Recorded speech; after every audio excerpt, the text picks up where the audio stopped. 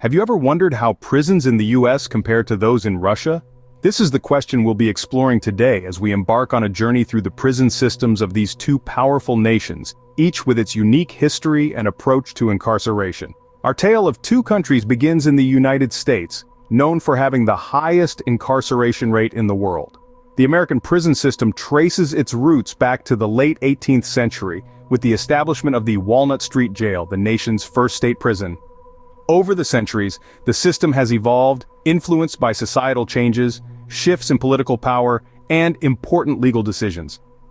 Today, the U.S. prison system is a complex network of federal and state facilities, each with its own set of rules and regulations. On the other hand, we have Russia, a country with a prison system marked by its Soviet-era legacy. The roots of the Russian prison system can be traced back to the Tsarist era, but it was during the Soviet period when the infamous gulags were established. These labor camps were notorious for their harsh conditions and inhumane treatment of inmates. In the post-Soviet era, Russia has made efforts to reform its prison system, but the shadows of its past still linger. The reasons these prison systems have evolved the way they have are multifaceted. In the United States, factors such as the war on drugs, mandatory minimum sentencing laws, and for-profit prisons have contributed to its high incarceration rate. In Russia, the legacy of the gulags, coupled with a punitive approach to crime, has shaped its prison system. But how do these systems compare today? Are the prisons in the US more humane, or do those in Russia provide better conditions for their inmates? How do these nations approach the concept of rehabilitation versus punishment? And perhaps most importantly, how do they uphold the human rights of those incarcerated within their walls? These are the questions we'll be addressing as we delve deeper into the world of prisons in the US and Russia. So buckle up as we delve deeper into the differences and similarities between these two prison systems. When it comes to comparing prisons, numbers often tell a compelling story. Now, let's delve into the statistics and see what they reveal about prisons in the United States and Russia. Starting with the sheer count of prisons, the United States is home to over 2,200 correctional facilities, while Russia hosts about 700. These numbers, however, only tell part of the tale. Moving on to the number of prisoners, the United States leads the world, with more than 2 million individuals behind bars. Russia, on the other hand, has a prison population of around 600,000. This discrepancy is quite stark, isn't it? But here's another crucial number to consider: the incarceration rate. This is the number of people imprisoned per 100,000 population. The United States again takes the lead with an incarceration rate of 655. Russia trails with a rate of 385. So, what are the key factors contributing to these numbers? In the United States, the war on drugs has played a significant role. Harsh sentencing laws and mandatory minimum sentences have led to a surge in the number of people locked up for non-violent drug offenses. Over in Russia, the high incarceration rate can be attributed to a combination of strict laws, a judicial system that heavily leans towards convictions, and an extensive network of prisons that dates back to the Soviet era. It's important to note that these numbers don't reflect the entire picture. They don't account for the quality of prison life or the effectiveness of rehabilitation programs, nor do they consider the human rights situation in these prisons.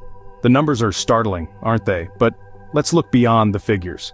Next, we'll delve into the living conditions within these prisons and explore the contrasting philosophies of rehabilitation versus punishment in the US and Russia. Now, let's turn our attention to the living conditions inside these prisons.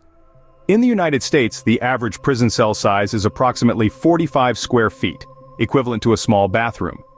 These cells, often shared by two inmates, are stark and minimalist, with a bunk bed, toilet, and sink making up the majority of the furnishings. Food, while not Michelin-starred, is typically balanced, providing inmates with the necessary nutrients. However, complaints about taste and quality are common. Hygiene varies from prison to prison. Some facilities are well kept with regular cleaning schedules, while others struggle with overcrowding and underfunding, leading to less than ideal cleanliness.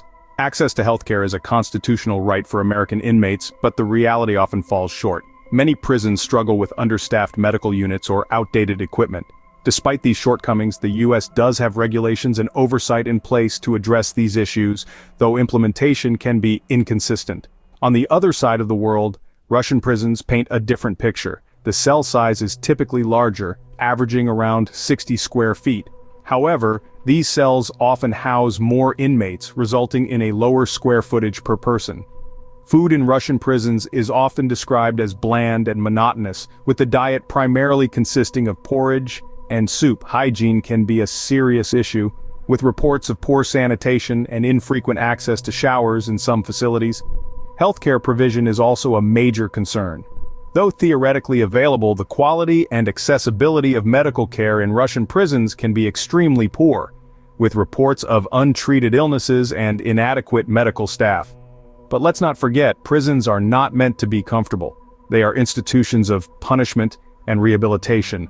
The balance between maintaining order and ensuring the basic human rights of inmates is a delicate one. As we can see, the living conditions are far from ideal in both countries, but for different reasons. One of the key differences between the US and Russian prisons is their approach to punishment and rehabilitation. Let's delve into the philosophies that govern both prison systems. The United States historically has leaned more towards punishment as a deterrent with a focus on incarceration. The idea being that long prison sentences will deter people from committing crimes. On the other hand, Russia's system is more rooted in the concept of rehabilitation. This means they focus on equipping inmates with the skills and mindset needed to reintegrate into society upon release. Let's consider recidivism rates, the tendency of a convicted criminal to reoffend. In the United States, more than 2/3 of released prisoners were rearrested within 3 years. This suggests that the punitive approach may not be as effective in preventing reoffending. In contrast, Russia reports a significantly lower recidivism rate, suggesting that their rehabilitative approach may indeed have a positive impact on preventing reoffending. However, it's crucial to note that these numbers can be impacted by various factors, including the differing legal systems, social support structures, and economic conditions in the two countries. When it comes to prisoner reintegration, both countries face challenges. In the US, ex-convicts often struggle to find employment and housing due to their criminal records. They can also face social stigma and isolation, making it even harder to start anew.